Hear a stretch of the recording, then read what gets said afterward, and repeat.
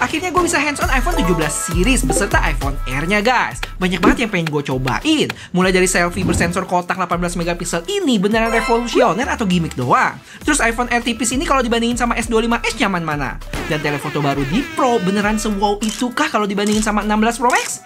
Ini video bakal seru banget. Buset, iPhone Air yang paling... Yuk kita bahas. Ya, ini dia guys keempat box iPhone 17 terbaru. Ada iPhone 17, iPhone Air, 17 Pro, dan Pro Max. Yang ada angka 17-nya punya gambar HP lagi tengkurap gitu. Sedangkan iPhone Air kayak lagi tidur nyantai nyamping. Mirip kayak box MacBook Air sih sebenarnya. Dan mari kita buka yang Pro dulu. Cosmic Orange buat yang Pro dan Deep Blue buat yang Pro Max. Pengalaman unboxingnya nggak beda kayak iPhone sebelumnya. Di sini ada HP-nya, kabel charger yang braided, SIM injector. Nggak ada kertas-kertas yang jarang dibaca. Kemana stiker? Ya, tinggal kenangan aja sejak iPhone 16 kemarin, bro. Jadi ini dia untuk warnanya. Kalau mau yang kalem ada Deep Blue. Kemungkinan gue pakai yang ini. Kalau mau jadi pusat perhatian ada Cosmic Orange. Dan terakhir gue sempat lihat silvernya di Apple Store. Cakep juga kok. Tipe yang terang tapi nggak terlalu menyita perhatian kayak orange-nya. Beda-beda karakter kalau gue bilang. Cuman yang gue kurang serk dari silver. Ini back kacanya itu kayaknya putihnya agak nabrak gak sih? Kayak ubin yang dipanggil gitu. Dan impresi gue sama HP ini pas dipegang lumayan gemuk tapi strong gitu. Feel genggamnya juga enak karena di sudutnya nggak ada perubahan material. Masih ada jarak dikit baru dia masuk ke kaca yang kotak gede gini di belakang. Beda sama 16 Pro Max yang langsung kaca semua tuh backnya. Yang mana ini dinamain desain unibody aluminium. Gue jelasin dikit ya, yang artinya rangka iPhone ini dibikin dalam satu bongkahan cetakan kayak di gambar ini. Ya tentu nggak bisa bener-bener langsung jadi HP utuh ya. Ada beberapa bagian kayak kaca di belakang supaya wireless chargingnya bisa nembus ke dalam. Terus garis antenanya nggak cuma di frame tapi nyambung ke sekeliling lengkungan kamera modul atau yang dinamain Apple Plateau atau dibacanya Plateau. Kalau dibandingin sama iPhone 16 Pro Max gua, secara ukuran mirip, paling emang berasa lebih tebel aja. Kalau beratnya ya sama, cuma feel genggamnya tadi lebih nyaman di 17 Pro Max karena sudutnya itu tadi. Terus dari sisi display, semua iPhone 17 punya fitur anti-reflektif, yang artinya pantulan cahaya di layar bakal teredam. Dan gue coba buktiin, ada berasa sih kalau dilihat, tapi nggak terlalu signifikan bedanya, tipis aja. Oke, sambil tunggu iPhone 17 Pro-nya gue setup, mari unbox iPhone 17-nya dulu, yang cepet aja karena sama persis.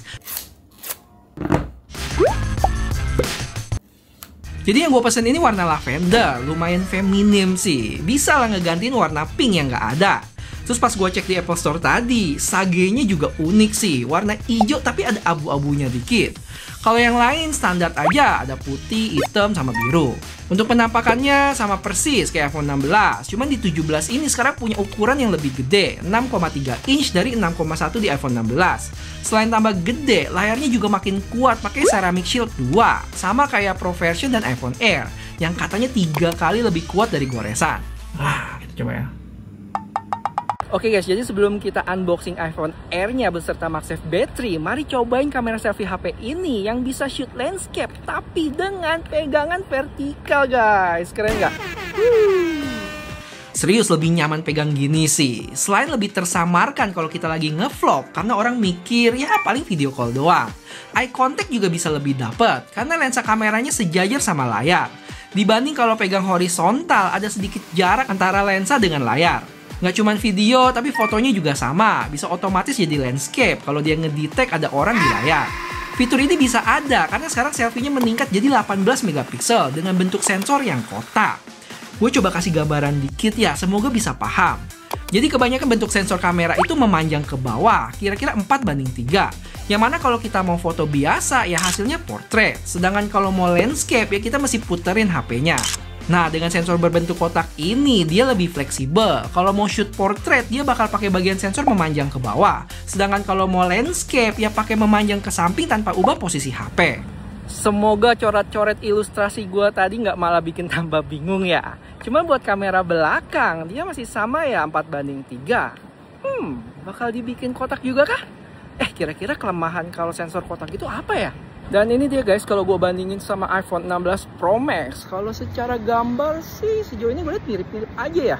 Paling secara jarak pandang lebih luas dan katanya stabilisasinya lebih baik. Yuk kita buktiin.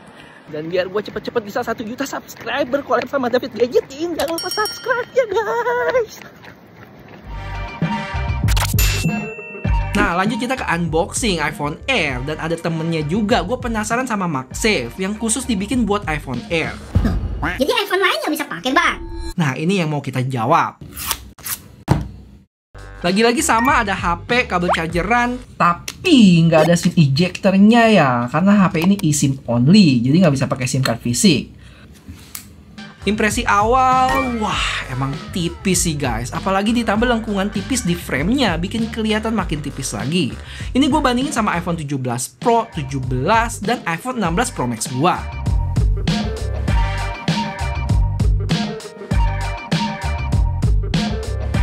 Terus dengan bentuk setipis ini, Apple masih niat buat masukin kamera kontrol yang jujur jarang banget gue pakai di iPhone 16 Pro. Terus ada action button juga di sebelah kiri. Kalau di bagian bawah, ini bukan speaker, tapi itu mikrofon. Speakernya cuma ada di earpiece atas, jadi dia itu mono. Ini valid ya, karena gue cek langsung di websitenya Apple. Kalau stereo, dia bakal kasih tahu kayak di iPhone 17 lainnya. Untuk warna, dia ada 4. Punya gue ini yang light gold. Light gold. Terus ada sky blue, cloud white, sama black. 3 warna terangnya sih mirip-mirip ya kalau gue lihat langsung. Bedanya tipis aja. Dan mari kita buka si iPhone Air MagSafe yang simple aja. Terus buat kapasitas MagSafe ini ditulis 3000-an mAh. Wah bener ya, pas ditempel dia emang ngepas sama bodi si iPhone Air. Agak mepet ke kamera modul. Untuk feel genggam ya jadi kayak HP normal sih kalau digabungin gini. Nah sekarang kita coba tempelin ke iPhone 17 yang emang kekecilan. Sama kayak 17 Pro. Dan 17 Pro Max pun walau terlihat pas tapi masih nggak nempel magnetnya. Kalau diakalin sih bisa, tapi masih dimiringin gini. Dan bakal aneh dan maksa banget kalau kita bawa-bawa. Kalau taruh di meja doang sih masih oke. Terakhir, mari kita bandingin sama S25 Edge yang walaupun secara angka selisih cuma 0,2 mili, tapi karena lengkungan tipis tadi jadi terlihat beda. Pas digenggam juga lebih nyaman di iPhone, walaupun di S25 Edge genggamannya lebih nge-grip karena ketahan sudutnya tadi. Terus gue baru kalau port Type-C kedua HP ini sama-sama nggak di tengah. Janjian kah? BTW guys, gue kepikiran bikin video bandingin lebih detail iPhone Air ini sama Samsung S25 Edge. Kalau kalian emang pada tungguin, bisa kasih tau gue dengan like video ini ya. Kalau rame, bakal gue kebut videonya. Nah, kalau spesifikasi sekilas aja yang lengkapnya teman-teman bisa lihat di sini. Paling yang perlu kita rayakan, iPhone 17 sekarang udah promotion. Jadi refresh rate-nya dinamis dari 1 ke 120. Habis itu peak brightness semua HP-nya naik ke 3000 nits ya. Yang kalau gue bandingin sama 16 Pro Max ini, mirip-mirip aja nggak sih? Nggak terlalu kelihatan bedanya. Terus chipset udah pakai A19. Untuk RAM sama kapasitas baterai kalian bisa lihat di sini. Dimana Pro Max yang paling gede sampai 5000 lebih dikit. Kamera 48 megapiksel semua, selfie upgrade semua 18 megapiksel center stage. Tapi yang perlu disayangkan, iPhone Air ini masih pakai USB 2.0 loh. Yang artinya transfer datanya bakal lebih lambat dibanding Pro version.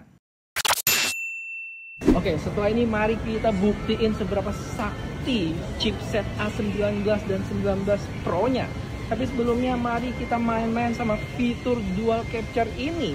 Yang nggak bisa dibilang fitur baru juga sih. Pasti para fanboy Android udah mulai gatel pengen komen Apple telat bang. Jadi di dual capture ini pas recording kita bisa geser layar kecilnya ya. Terus pindah lensa juga buat ngezoom. Layoutnya belum bisa setengah-setengah atau recording file selfie dan lensa belakangnya belum bisa di save terpisah juga.